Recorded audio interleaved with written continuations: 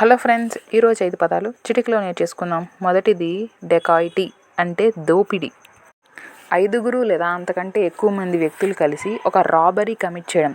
First robbery అంటే ఏంటో తెలుసుకోవాలి. రాబరీ అంటే ఒక థెఫ్ట్ కానీ ఎక్స్టార్షన్ కానీ ఫోర్స్తో లేదా వైలెన్స్తో ఎదుటి వాళ్ళ ప్రాపర్టీకి కానీ ఎదుటి వారికి కానీ హామ్ చేస్తామని చెప్పి భయపించడం. థెఫ్ట్ అంటే దొంగతనం, ఎక్స్టార్షన్ అంటే అది కూడా ఒక టైప్ ఆఫ్ దొంగతనం లాంటిది. ఓకేనా. థెఫ్ట్లో ఓన్లీ మూవబుల్ ప్రాపర్టీ ఒకటే ఉంటుంది. ఎక్స్టార్షన్లో మూవబుల్, ఇమ్మూవబుల్ రెండు ఉంటాయి. కాకపోతే భయంతో కూడుకున్నది ఎక్స్టార్షన్. ఓకేనా. సో ఈ థెఫ్ట్, ఎక్స్టార్షన్ రెండు కలిస్తే ఏదైనా ఫోర్స్ కానీ లేకపోతే భయపించడం అలా చేస్తే అది రాబరీ అవుతుంది. ఈ రాబరీ 5 కానీ అంతకంటే ఎక్కువ పర్సన్స్ కలిసి చేస్తే అది డెకాయిటీ అవుతుంది. ఓకేనా. రెండవది డిజానెస్ట్లీ అంటే నిజాయితీ లేకుండా. డిజానెస్ట్లీ అంటే రాంగ్ఫుల్ లాస్, రాంగ్ఫుల్ గెయిన్. ఈ 2 పదాలను గుర్తుంచుకోండి. అంటే ఒక వ్యక్తికి తప్పుడు లాభం కలిగించడం లేదా ఒక వ్యక్తికి అతను నిజాయితీగా సంపాదించుకున్న దానికి తప్పుడు నష్టం కలిగించాలి అన్న ఉద్దేశంతో ఏదైనా చేస్తే అది డిజానెస్ట్ ఇంటెన్షన్ అవుతుంది. అంటే చట్టబద్ధం కాని లాభం ఏదైనా మనకు వస్తే అది డిజానెస్ట్ అవుతుంది. నిజాయితీ లేకుండా ఏం చేసినా అది డిజానెస్ట్లీ అవుతుంది. ఓకేనా. మూడవది రెగ్యులేషన్స్ అంటే నిబంధనలు. రెగ్యులేషన్స్ అంటే అందరికి తెలిసిందే కదా. రూల్స్, ఆర్డర్ ఎవరిస్తారంటే గవర్నమెంట్ ఇచ్చే రూల్స్ అండ్ ఆర్డర్స్ని మనం రెగ్యులేషన్స్ అని అంటాం. నాలుగవది డౌరీ డెత్ అంటే వరకట్న మరణం.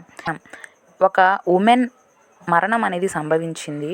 అది ఎందువల్ల అంటే బర్న్స్, బాడీలో ఏదైనా కాలిన గాయాలు కానీ లేదా ఒక పెద్ద ఇంజురీ అన్నమాట, గాయం వల్ల కానీ, నార్మల్గా జరిగే సర్కమ్స్టాన్సెస్లో కాదు. ఆమెకి ఇట్లా ఘోరంగా దెబ్బలు అనేవి తగిలి 7 years లోపు, మ్యారేజ్ అయిన 7 years లోపు ఇలా అంతా జరిగి ఏవైతే ఆమె డెత్కి కారణం అయి ఉంటే వాళ్ళ హస్బెండ్ని కానీ అతని బంధువులు ఉంటారు కదా, సో వాళ్ళందరూ కూడా ఆమెని డౌరీ డిమాండ్ చేసి ఉన్నట్లయితే ఆ డెత్ని డౌరీ డెత్ అంటారు.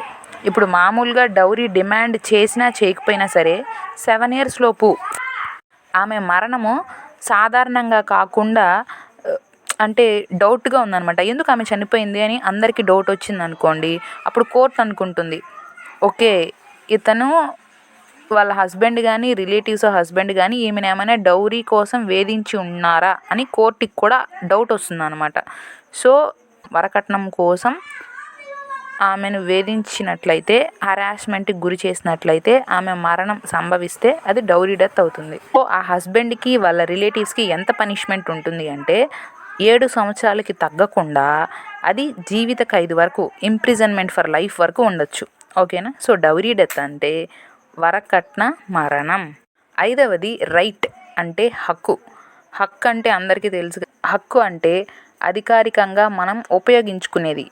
మనం బాగా సమాజంలో బ్రతకడానికి, ఎవరు మనల్ని వేదనకు గురి చేయకుండా ఉండడానికి, మన వంతుగా మనం ఒక గౌరవప్రదమైన జీవితం గడపడానికి ప్రభుత్వం మనకు కల్పించినవే హక్కులు. హక్కు అనే పదానికి మనం ఆపోజిట్ వర్డ్ ఏంది అంటే బాధ్యత అని ఈజీగా చెప్పేస్తాం. అదే హక్కుని ఇంగ్లీష్లో ఏమంటారు? రైట్ అంటారు కదా. సో జనరల్గా రైట్ అన్న పదానికి ఆపోజిట్ వర్డ్ ఏంటి అని ఆలోచన చేస్తే, ఇప్పుడు మనం లా స్టూడెంట్స్ కదా.